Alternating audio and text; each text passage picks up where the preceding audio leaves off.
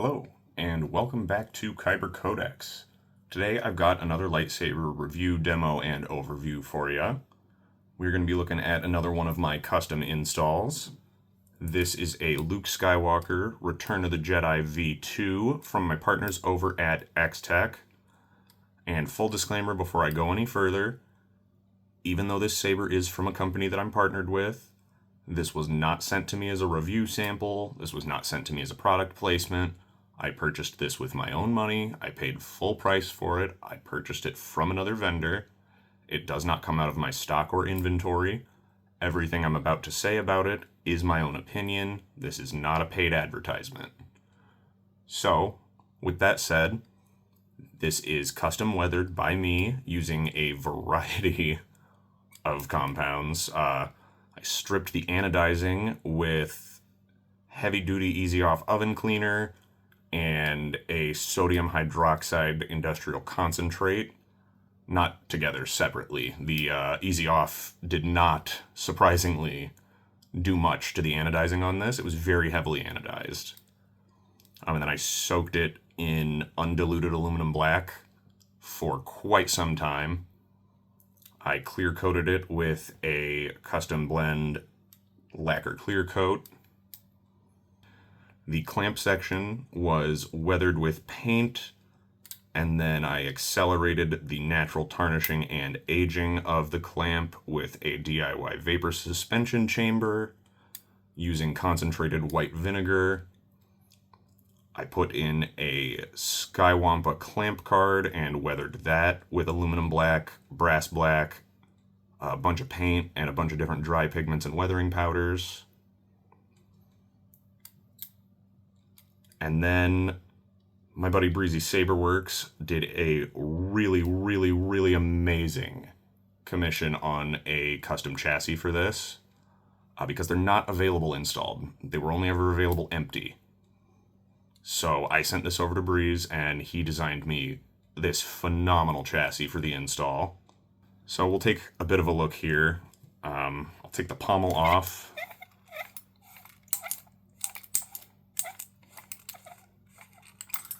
So you can see there's a 28mm Smuggler's Outpost speaker in there. And then this grub screw, I don't know if you can see that, on the inside of the cone knob there actually retains the chassis so that it doesn't move. Keeps it in position so that the switch connector in the clamp card does not dislodge and lose contact with the switch connector on the chassis. There's actually two switch connectors on the chassis and two switches in here, but one of the switch connectors has a bad spring and I just haven't gotten around to replacing it yet. So I currently have the config uploaded for a 1-button setup, and I'm just using the top button, which was originally my aux button, as a 1-button for everything. And then if I take off the neck, you can see the real meat and potatoes of the build, if you will. There's an 18650 battery housed inside the clamp section along with those switch connectors.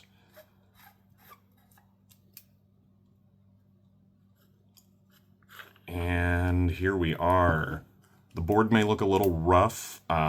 There's a bunch of liquid electrical tape over the solder points on here because it is a very tight fit getting into the neck here. But it's got this fantastic crystal reveal that Breeze designed for me.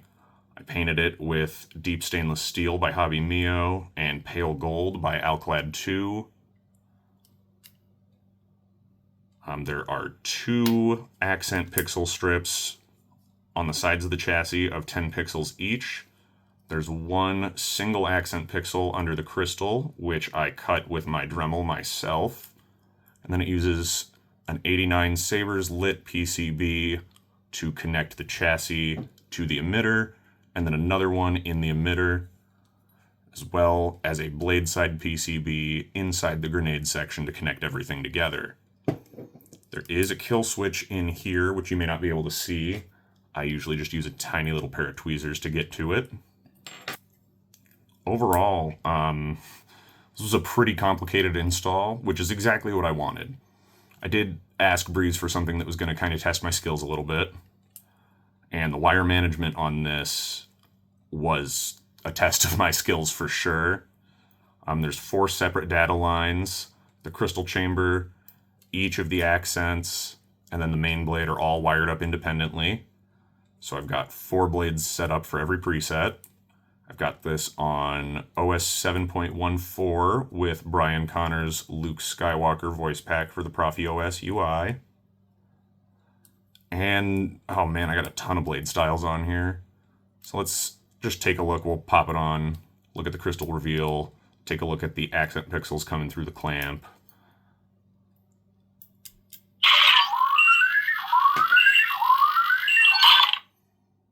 So yeah, if you can see that, that is the Return of the Jedi cave scene arrow blinky sequence.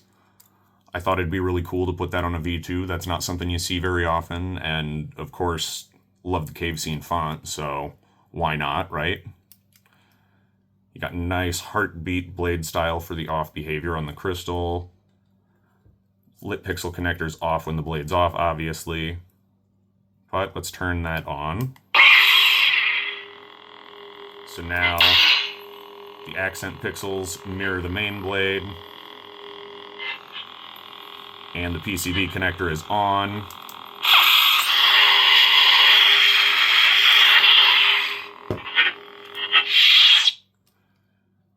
As I'm sure you can hear, this thing is nice and loud. I'm not sure if you can see it from there or not.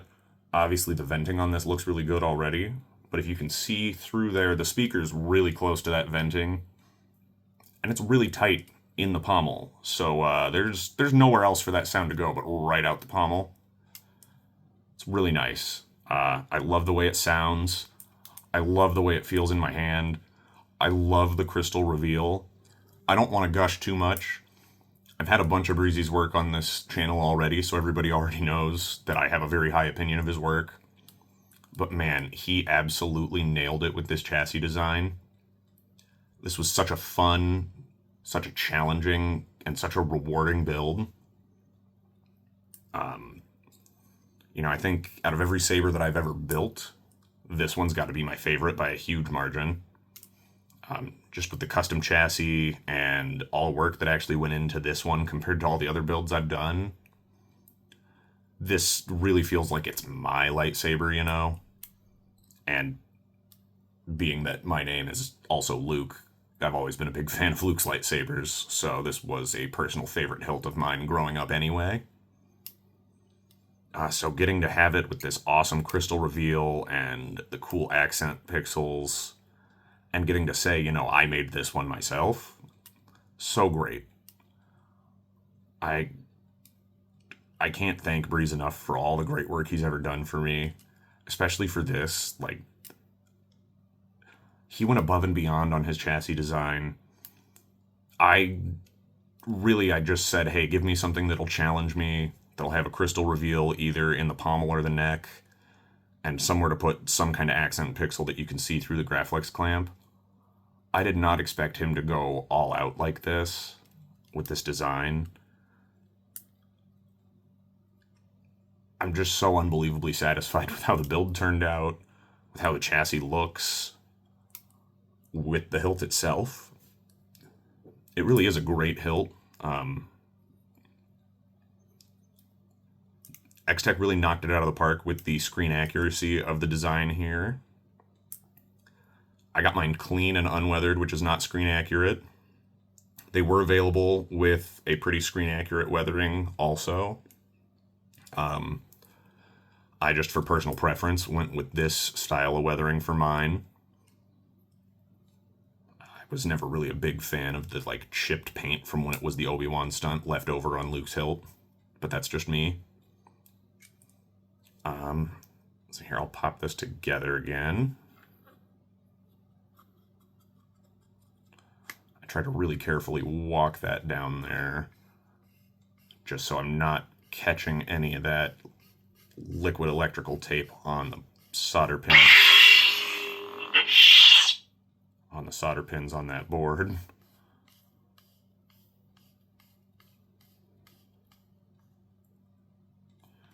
Well, yeah, you'll see pixel connector works. Buttons all good. Obviously talked about the loud sound already. The screen accuracy on this, like I said, really, really good. One of my favorite weathering jobs I've ever done. I know that this is not a Canon weathering job for this hilt, but I think it looks really good, personally, not to toot my own horn too much. But, man, for the amount of aluminum black I went through on this hilt, it should.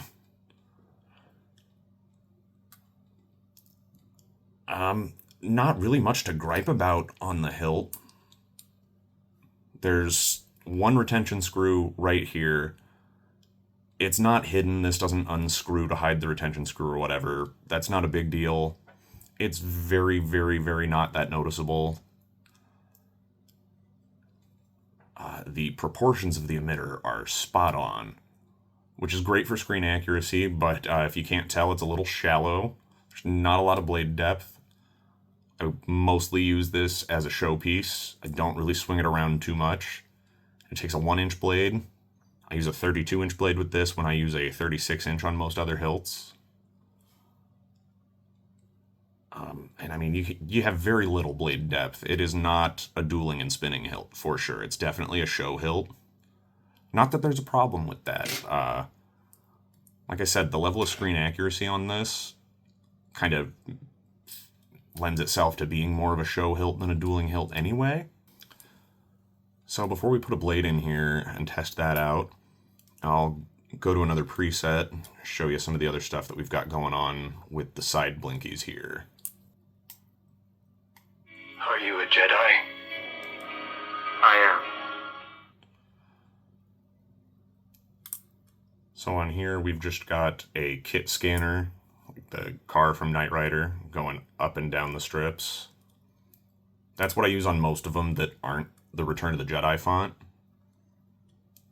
And then, yeah, I mean, on most of my presets, once you turn them on, they just mirror the main blade, same as the crystal.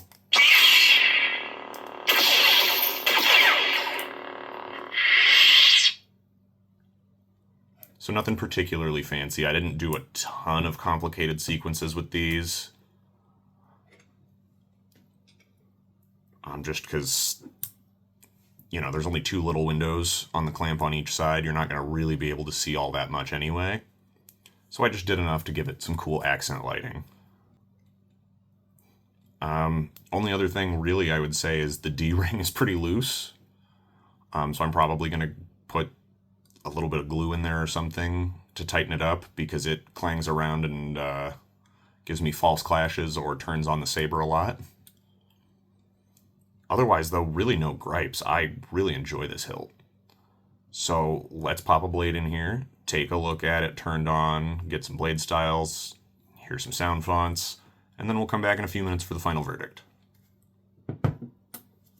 Alright, so I kind of already touched on this a little bit in the main portion of the video with the full overview of the hilt. Like I said, this is really, for me, more of a showpiece, because like I said, there's not a ton of blade depth. It does hold a 1-inch pixel blade, and the blade will work in it, but I generally just use it to display the crystal chamber and the blinkies. So I'll just go through a couple presets real quick, keep this nice and short and sweet. Just go through some Luke Skywalker presets, since this is Luke's saber. So on here, starting with the red and green cave scene blinkies on the accent pixels on the side. So let's put that blade in here and we'll get that going.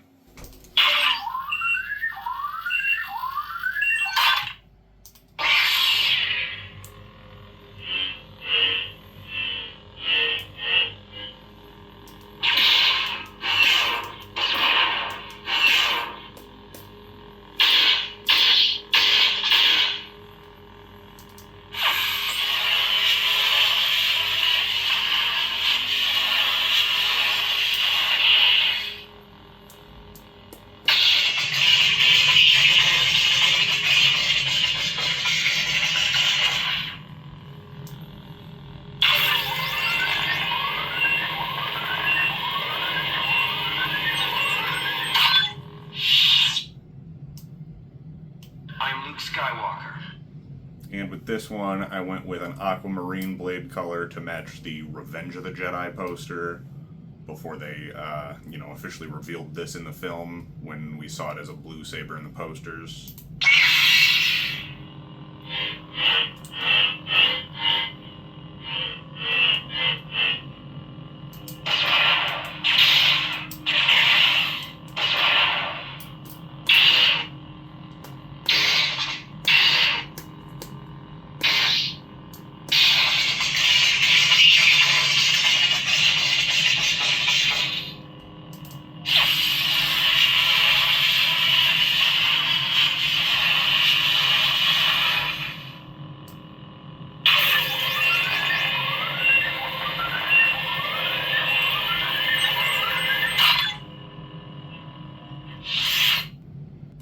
Are you a Jedi?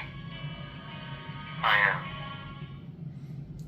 Alright, and so see here, we're back to the kit scanner, not the red and green blinkies from the Return of the Jedi hero. I just do that on the Cape Scene font.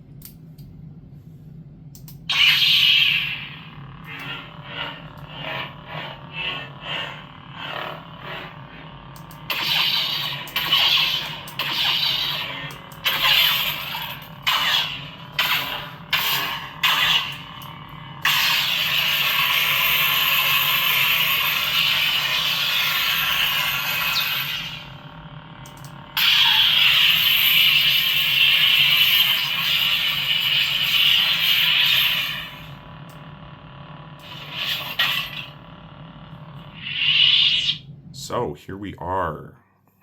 What is there to say, really? This is a fantastic hilt. I have nothing but great things to say about it, except for, like I said, the loose D-ring, which is an easy fix with a little dab of glue in there. The Graflex clamp is an accurate replica. It fits perfectly on all my Graflexes. It's got the correct J-locks so that the Graflexes fit. The uneven rings are pretty correctly proportioned. The emitter is perfectly proportioned. It lends itself very nicely to weathering. The only inaccuracy I can see is that this mystery chunk is like affixed to the pommel and smooth on top instead of being a removable knurled boot stud. Otherwise, these are super accurate. I mean, they're kind of challenging to install because there's not an available chassis. You have to design your own or get one commissioned. And, I mean, it's a thin neck. Thin necks are pretty notoriously more difficult to install than your average hilt.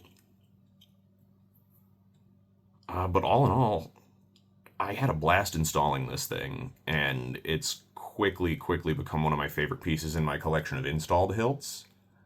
It sits very proudly on my shelf with my other Luke Skywalker sabers. And man, it's just such a fantastic showpiece. I have nothing but great things to say about it. If you can get a hold of one of these and get a chassis for it and get it installed, or make a chassis for it and install it yourself, I highly recommend it. Solid 10 out of 10. It was a very fun, if not very challenging build. It's, like I said, a wonderful showpiece. The level of accuracy on it just, like, tickles the crazy Star Wars fan part of my brain. I had a blast weathering it. And even though, like I said, the blade depth isn't super deep, I still have fun swinging it around as long as I'm not doing crazy spins or smacking stuff with it. So yeah, I highly would recommend grabbing one of these if you can actually get one and get one installed.